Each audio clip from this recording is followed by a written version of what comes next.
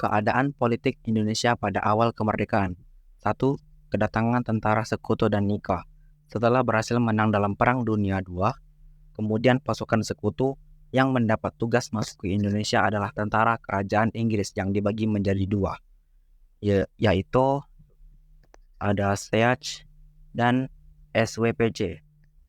SEAC yaitu Southeast Asia Command dipimpin oleh Laksamana Louis Mountbatten untuk wilayah Indonesia bagian barat. SWPC atau Southwest Pacific Command untuk wilayah Indonesia bagian timur. Pasukan sekutu yang bertugas menangani Indonesia bagian barat adalah AFNI atau Allied Force Netherlands East Indies yang dibentuk oleh Mountbatten di bawah pimpinan Letjen Sir Philip Christison. Adapun tugas AFNI di Indonesia yaitu sebagai berikut. A. Menerima penyerahan kekuasaan dari tangan Jepang. B. Membebaskan para tawanan perang dan internan sekutu. C. Melucuti dan mengumpulkan orang Jepang kemudian dipulangkan. D. Menjunjung tinggi dan mempertahankan situasi damai untuk kemudian diserahkan kepada pemerintah sipil. E. Menghimpun keterangan tentang penjahat perang dan menuntut mereka ke pengadilan. Selanjutnya yaitu konflik Indonesia-Belanda di berbagai daerah. Yang pertama, pertempuran Surabaya. Pada tanggal 25 Oktober 1945, pasukan AFNI dari Brigade 49 mendarat di Tanjung, Surabaya. Pasukan ini dipimpin oleh Brigjen AWS Malabi. Pihak AFNI menjamin tidak ada pasukan Belanda yang membonceng dan tugas mereka hanya meluncuti tentara Jepang. Ternyata AFNI melanggar kesepakatan itu dengan berbagai provokasi di Kalisosok. Pendudukan Kolonel Angkatan Laut Belanda saat penyerbuan penjara di gedung Internatio dan penyerbuan pamflet yang berisi perintah kepada rakyat Surabaya untuk menyerahkan senjata yang dirampas dari tangan tentara Jepang.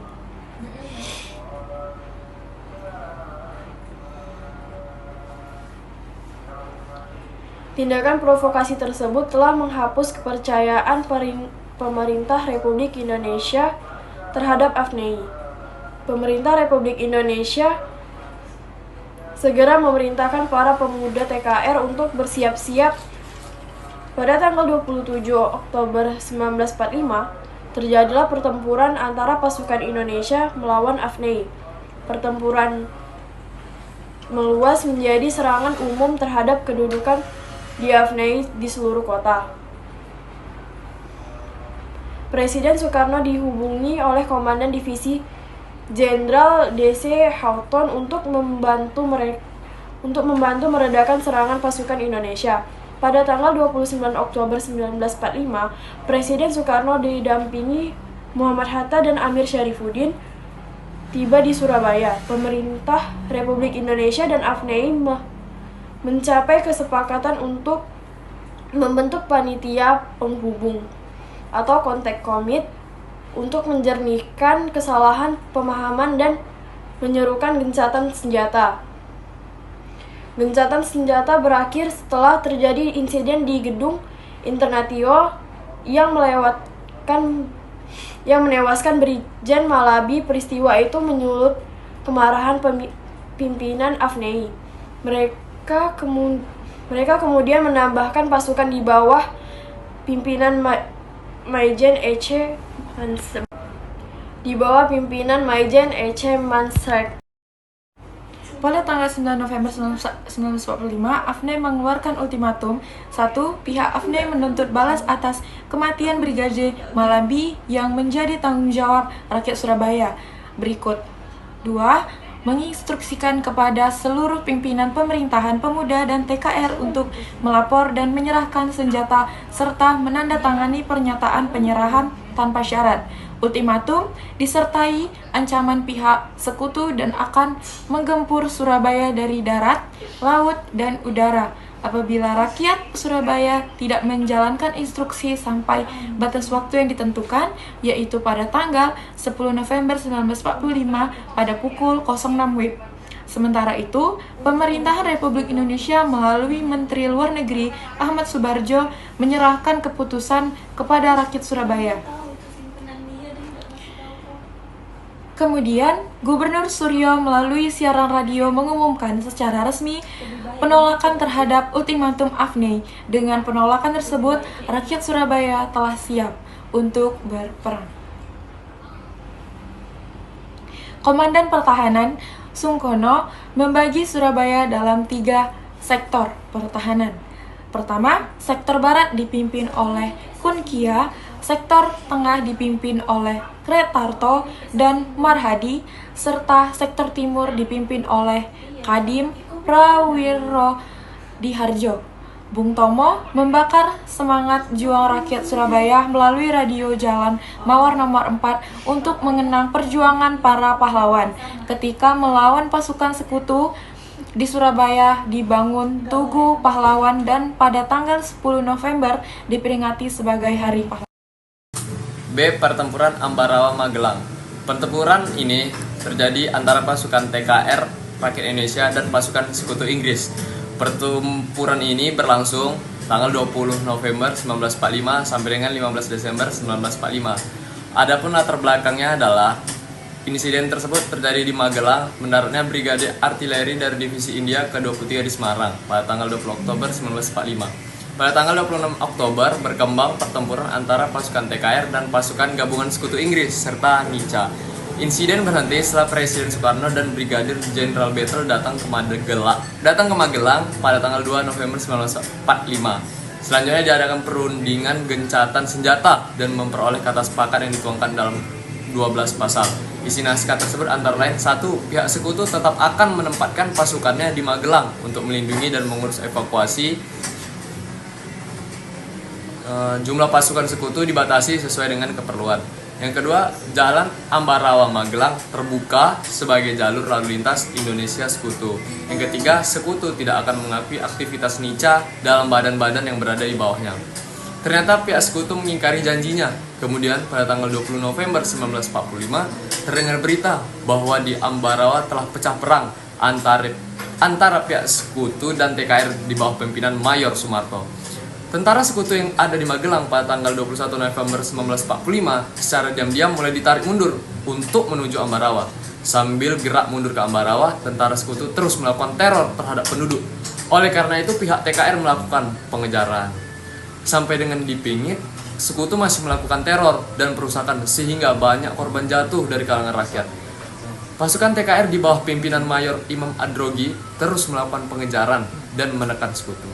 Menyusul kemudian pasukan TKR di bawah pimpinan Mayor Soeharto, pasukan Mayor Sarjono dan Batalion Sugeng. Pasukan Sekutu terdesak dan meninggalkan Pingit. Pada tanggal 26 November 1945 terjadi serangan udara yang dilancarkan oleh Sekutu dan Belanda. Dalam serangan ini, Letkol Isdiman gugur. Setelah itu Letkol Sudirman turun ke gelanggang dengan dibantu oleh Letkol Gatot Subroto sebagai komandan tempur. Pada tanggal 11 Desember 1945, Sudirman mengambil prakarsa untuk mengkoordinasikan semua komandan sektor. Kota Ambarawa dikepung 4 hari 4 malam. Sekutu dan Belanda berusaha bertahan di Benteng Willem.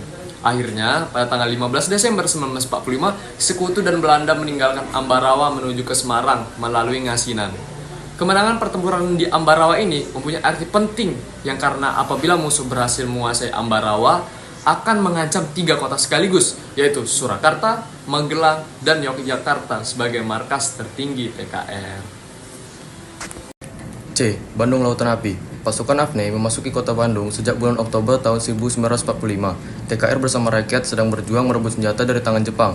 Dalam waktu yang bersamaan, AFNEI menuntut pasukan Indonesia untuk menyerahkan senjata. Tuntutan itu disertai dengan ultimatum supaya TKR meninggalkan kota Bandung bagian utara paling lambat tanggal 29 Oktober tahun 1945. Rakyat Bandung menolak. Untuk menyelesaikan masalah tersebut, dilakukan perundingan dengan kesepakatan bahwa Bandung dibagi menjadi 2 bagian dengan batas rel kereta api, yaitu sebelah utara dikuasai Sekutu dan sebelah selatan dikuasai Indonesia. Pada tanggal 23 Maret tahun 1946, AFNE mengeluarkan ultimatum untuk kedua kalinya supaya TRI tanggal 25 Januari tahun 1946 Tentara Keamanan Rakyat diubah namanya menjadi Tentara Republik Indonesia, meninggalkan seluruh kota Bandung sehari sebelumnya. Pemerintah pusat mengeluarkan perintah yang sama, namun perintah itu bertentangan dengan perintah markas besar TRI di Yogyakarta. Akhirnya TRI Bandung memilih patuh pada pemerintah pusat. Pasukan TRI dan warga akhirnya meninggalkan kota Bandung. TRI mundur sambil membumi hanguskan kota Bandung bagian selatan. Kemudian TRI secara berangsur-angsur meninggalkan kota Bandung. Tindakan pembumi hangusan itulah yang kemudian dikenal dengan sebutan Bandung Lautan Api, yang terjadi pada tanggal 24 Maret tahun 1946. 3. Perjuangan diplomasi Indonesia. A. Perjanjian Linggajati 10 November 1946. Perundingan Linggajati dilakukan di Linggajati sebelah selatan Cirebon dipimpin oleh Lord Killer. Delegasi Indonesia dipimpin oleh Sultan Syahrir dan Belanda dipimpin oleh Profesor Schehermerhorn. Hasil perjanjian Linggajati yaitu sebagai berikut. 1. Pemerintah Belanda mengakui kedaulatan Republik Indonesia secara de facto atas Jawa, Madura, dan Sumatera. 2. Pemerintah Belanda dan Indonesia bersama-sama menyelenggarakan berdirinya sebuah negara federal bernama Negara Indonesia Serikat. 3. Pemerintah negara Indonesia Serikat akan bekerjasama dengan pemerintah Belanda dengan membentuk Uni Indonesia Belanda dengan Ratu Belanda sebagai ketuanya. Setelah perjanjian Linggajati ditandatangani, hubungan RI Belanda tidak menjadi lebih baik karena adanya perbedaan penafsiran isi perjanjian tersebut. Belanda tetap berkeyakinan bahwa Republik Indonesia menjadi anggota persemakmuran yang berbentuk federasi, tetapi semua hubungan eksternalnya diurus oleh Belanda. Belanda juga menuntut dibentuk pasukan keamanan bersama. Belanda akhirnya menggelar aksi polisional yang dikenal juga sebagai agresi militer Belanda yang secara otomatis membatalkan perjanjian Linggajati. B. Agresi militer Belanda I dan perjanjian Renville. Perjanjian Renville. Pada tanggal 21 Juli 1947, Belanda melakukan agresi terbuka yang menimbulkan reaksi hebat dari dunia internasional. India dan Australia mengajukan permintaan resmi agar masalah Indonesia segera dimasukkan dalam daftar agenda Dewan Keamanan PBB dan diterima oleh PBB. Dewan Keamanan PBB pada tanggal 1 Agustus 1947 memerintahkan penghentian permusuhan yang mulai berlaku sejak tanggal 4 Agustus 1947. Untuk mengawasi pelaksanaan gencatan senjata, Dewan Keamanan PBB membentuk komisi konsuler dengan anggotanya para konsul jenderal yang berada di wilayah Indonesia. Komisi konsuler diketuai oleh Konsul Jenderal Amerika Serikat Dr. Walter Foote dengan anggota Konsul Jenderal Cina, Belgia, Prancis, Inggris, dan Australia. Komisi konsuler dalam laporannya kepada Dewan Keamanan PBB menyatakan bahwa tanggal 30 Juli 4 Agustus 1947 pasukan Belanda masih mengadakan gerakan militer. Dewan Keamanan PBB pada tanggal 18 September 1947 membentuk Goodwill Commission, Komisi Jasa Baik-Baik, atau lebih dikenal dengan nama Komisi Tiga Negara. Anggota KTN adalah Australia, Richard C. Kirby, dipilih oleh Indonesia, Belgia, Paul van Zeeland, dipilih oleh Belanda, dan Amerika Serikat, Frank B. Graham, dipilih oleh Australia dan Belgia. Tugas KTN adalah membantu menyelesaikan konflik antara RI dan Belanda dengan mengusahakan penyelesaian persoalan secara damai. KTN juga sepakat untuk pertama-tama menyelesaikan masalah militer, sedangkan untuk masalah politik, KTN sepakat hanya memberi saran. KTN mengusulkan diadakannya perundingan di atas kapal USS Renville antara Indonesia dan Belanda. Delegasi Indonesia dipimpin oleh Amir Syarifuddin dan dari Belanda dipimpin oleh Abdul Qadir Wijayatmojo. Akhirnya, pada tanggal 17 Januari 1948, disepakati dan ditandatangani dengan hasil perundingan sebagai berikut. 1. Penghentian tembak-menembak. 2. Daerah-daerah di belakang garis Van Mook harus dikosongkan dari pasukan Indonesia. 3. Belanda bebas membentuk negara-negara federal di daerah-daerah yang didudukinya. 4. Dalam Uni Indonesia Belanda, negara Indonesia Serikat sederajat dengan kerajaan Belanda. Akibat perjanjian Renville, wilayah RI menjadi semakin sempit. Bagi kalangan partai politik, hasil perundingan memperlihatkan kekalahan perjuangan diplomasi. Bagi TNI, hasil perundingan Renville menyebabkan harus ditinggalkan sejumlah wilayah. Perjanjian Renville berakhir ketika Belanda mengadakan agresi militer Belanda I pada tanggal 19 Desember 1948. C. Perundingan Rebellion. Untuk menjamin berhentinya agresi militer Belanda II, PBB membentuk United Nations Commission for Indonesia UNCI atau Komisi PBB untuk Indonesia. Komisi ini berhasil mempertemukan Indonesia Belanda yang dipimpin oleh Marshal Concern, wakil Amerika dalam UNCI. Di Hotel Des Indes, Jakarta, delegasi RI dipimpin oleh Mr. Muhammad Rum dan Belanda dipimpin oleh J.H. van Rooyen. Perundingan dimulai pada tanggal 14 April 1949 dan pada tanggal 7 Mei 1949 baru dicapai persetujuan yang dikenai dengan persetujuan Rum-Rooyen. Berikut hasil persetujuan Rum-Rooyen. 1. Penarikan tentara Belarida dari Yogyakarta dilakukan pada tanggal 24-29 Juni 1949. 21 tanggal 29 Juni 1949, TNI mulai memasuki kota Yogyakarta. Tanggal 10 Juli 1949, Panglima Besar Jenderal Sudirman baru tiba di Yogyakarta. 3. Setelah Yogyakarta sepenuhnya dikuasai TNI, Presiden dan Wakil Presiden beserta para pemimpinnya lainnya tiba di Yogyakarta pada tanggal 8 Juli 1949. 4. PDRI di Bukit Tinggi menyerahkan kembali mandatnya kepada pemerintahan pusat Yogyakarta.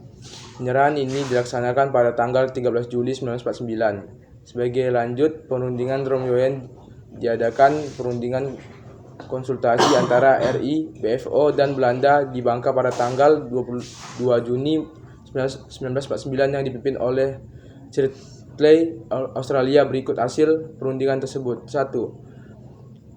Pengembalian pemerintahan Republik Indonesia pada tanggal 24 Juni 1949. 2. Mengenai penghentian permusuhan akan dibahas setelah kembalinya pemerintahan Republik Indonesia ke Yogyakarta. 3. KMB diusulkan akan diadakan di Den Haag.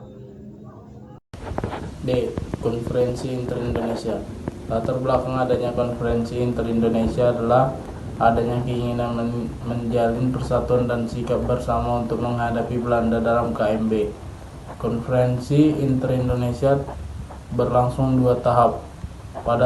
Pada tahap pertama, konferensi berlangsung di Yogyakarta pada tanggal 19-22 Juli 1949 dengan keputusan penting, yaitu pembentukan negara Indonesia Serikat dengan nama RIS, pembentukan Uni Indonesia Belanda, dan APRIS, Angkatan Perang Republik Indonesia Serikat. Sebagai angkatan perang nasional, pada tahap kedua, konferensi berlangsung di Jakarta pada tanggal 30 Juli sampai 2 Agustus 1949 dengan persetujuan, yaitu bendera RIS adalah sang merah putih, lagu kebangsaan Indonesia Raya, dan bahasa nasional adalah bahasa Indonesia. Dengan konferensi ini dihadiri oleh wakil pihak Indonesia, Dr. Muhatta, pihak BFO diwakili oleh Sultan Hamid II, dan pihak Belanda hadir sebagai peninjau, yaitu Van Marszeven. Dari hasil konferensi Inter-Indonesia tersebut, antara RI dan BFO sepakat bersama-sama menghadapi Belanda dalam KMB. Konferensi Meja Bundar. KMB dibuka di Ridderzaal, Den Haag, Belanda pada tanggal 23 Agustus 1949. KMB diikuti oleh delegasi Indonesia Muhatta, BFO Sultan Hamid II, Belanda Van Marszeven, dan WNCL Hermans Marle Cochrane. Hasil yang dicapai dalam KMB yaitu sebagai berikut. 1. Belanda mengakui Republik Indonesia Serikat RIS sebagai negara merdeka dan berdaulat. 2. Status kepresidenan Irian Barat diselesaikan dalam waktu setahun sesuai pengakuan kedaulatan. 3. Akan dibentuk Uni Indonesia Belanda berdasarkan kerjasama sukarela dan sederajat. 4. RIS mengembalikan hak milik Belanda dan memberikan hak konsesi dan izin baru untuk perusahaan-perusahaan Belanda. 5. RIS harus membayar semua hutang Belanda yang ada sejak tahun 1942. Pada tanggal 27 Desember 1949 diadakan acara penyerahan kekuasaan dari Belanda kepada Indonesia. Di Belanda, bertempat di ruang tahta Amsterdam, pengakuan kedaulatan ditandatangani oleh Ratu Juliana. Perdana Menteri Belanda, Dr. Willem Drees, Menteri Seberang Lautan, Mr. AMJA Sassen, dan Ketua Delegasi RIS, Dr. Muhatta. Pada saat yang sama di Jakarta, juga berlangsung penandatanganan pengakuan kedaulatan dari Wali Tinggi Mahkota Belanda, Loving, kepada Wakil Pemerintah Indonesia Sri Sultan Hamengkubuwono IX. Dengan demikian, secara formal Belanda telah memberikan pengakuan kemerdekaan Indonesia di seluruh wilayah bekas Hindia Belanda kecuali Irian Barat dan sekarang Papua. Dengan adanya pengakuan kedaulatan tersebut, berakhirlah masa revolusi bersenjata di Indonesia, dan secara de jure Belanda telah mengakui kemerdekaan Indonesia dalam bentuk negara Republik Indonesia Serikat RIS. Namun, atas kesepakatan rakyat Indonesia tanggal 17 Agustus 1950, RIS dibubarkan dan dibentuk Negara Kesatuan Republik Indonesia. Selanjutnya pada tanggal 20 September 1950, Indonesia diterima menjadi anggota PBB yang ke-60. Hal itu berarti bahwa kemerdekaan Indonesia secara resmi telah diakui oleh dunia internasional. Sekian, terima kasih.